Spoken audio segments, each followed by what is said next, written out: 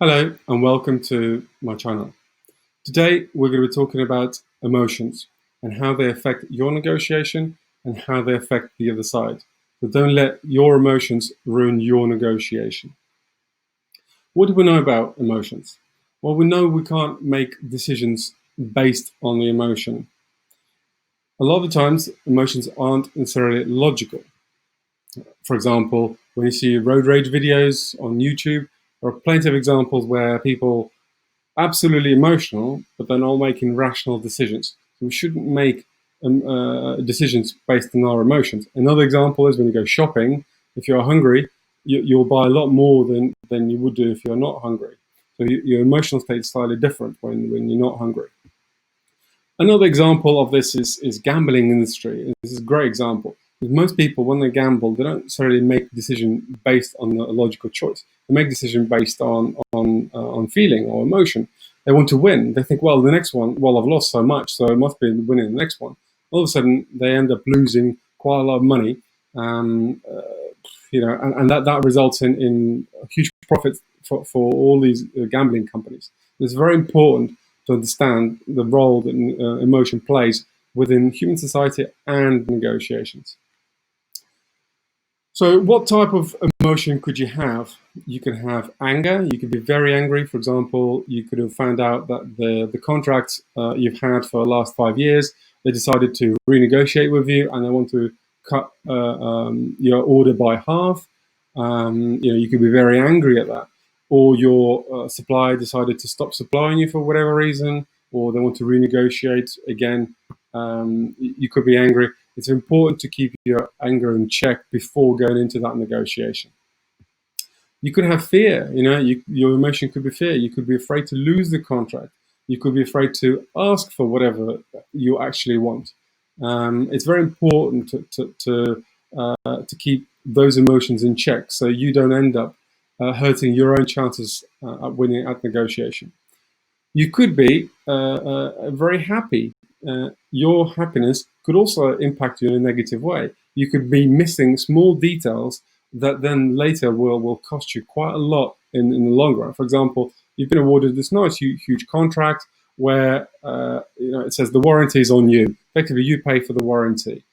And you've missed that particular element of the negotiation, or because you were happy you got this huge contract, and then later down the line where there are potential issues, you're then stuck with the bill for it. And then the last emotion you could have that I could think of is surprise. Somebody could be flustered. Oh, great! We've got all the business, or we've got this new opportunity, or whatever it may be, and that you make decisions based on that emotion of surprise, rather than, well, actually, do I have the business? Do I have the numbers? Do the numbers stack up to make that a good proposition for me? Is there credible offer behind it? Because somebody might say, well, this is a small offer, this is a small order, but actually in the future it could be huge order. Okay, so what is there to back that up? Don't just trust people blindly on what they say. Certainly in the meetings when they're trying to negotiate your prices down. So all in all, the emotions, they create an illusion for you. What they do is they inflate your perception of your own skill. They make you believe that you're better than you are.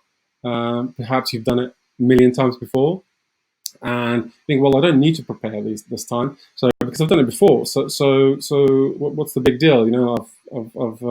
I'm fairly happy to go into this negotiation and get the results that we need. So therefore, I don't need to prepare. But actually, in that, you've lost absolutely gem of a negotiation where the other side could have given you a lot more, but because you didn't do your research correctly, you've lost out on that particular opportunity. Another illusion is chances of winning. I mean, this is going back to the gambling example. People believe they have the chance of winning, but actually the chances are fairly small. It's like the lottery. So it's very important to keep the illusions in check and check them regularly. The chance of winning is in the negotiation. You believe you could win because you're such a great negotiator. Doesn't mean that you will. And it's very important to keep yourself in check, that you don't have the grandiose illusions that you are this amazing negotiator, because everybody makes mistakes. And it's doing the simple things right all the time will minimize those mistakes. Equally, it could be chances of losing. You could be afraid of loss. You could be, well, your illusion is that if you lose this contract, you could lose your job. You're going to lose your family. You're going to, it's very rarely the case. In fact, it's almost never the case that the worst case scenario actually happens. So it's not the worst case scenario that actually happens when your perceived worst case scenario could happen.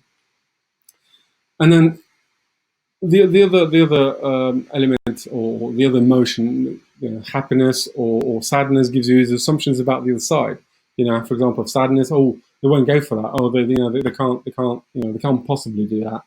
Or opposite of that is happiness, and you might say, well, sure, of course they'll go for that. Yeah, they'll totally do it. They'll totally drive sales, or totally give the sales. But actually, when it comes down to it, it's, we have a second thought. It doesn't look so good, and etc. etc. etc. So then you end up overestimating your ability, or making assumptions about the side that weren't particularly necessarily there if you look at the hard facts in front of you. So we know that negotiation is a game of strategy, and gut feels shouldn't be there. So they are emotions that govern certain elements, and people are driven by emotion. So it's very important to understand what the emotion is driving the other side, and cater to that emotion. And that is part of your strategy that you should be building and developing through the process. Now, what I would say about emotions is you shouldn't discount them completely, and you shouldn't look at the emotions as as a useless tool that you have. Absolutely not. No, but it's your spidey sense to give you an insight of whether something feels right or wrong.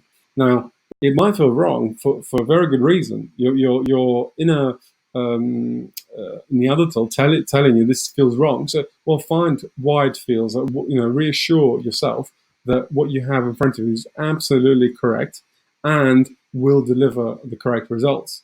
So you're controlling your emotions. You're controlling your inner brain that tells you, well, actually, this is not right. This isn't working. Or basically your emotions. So I hope that's given you a good overview of what role emotions play in the negotiation. Next video, I'm going to be looking at producing to do about the strategy and how to build good strategy that keeps your emotions in check. So do follow the channel. If you like the video, please like it and share it with your friends. So therefore, I gain more support, and we can share the message of good negotiators everywhere. Thank you for listening. Until next time, bye-bye.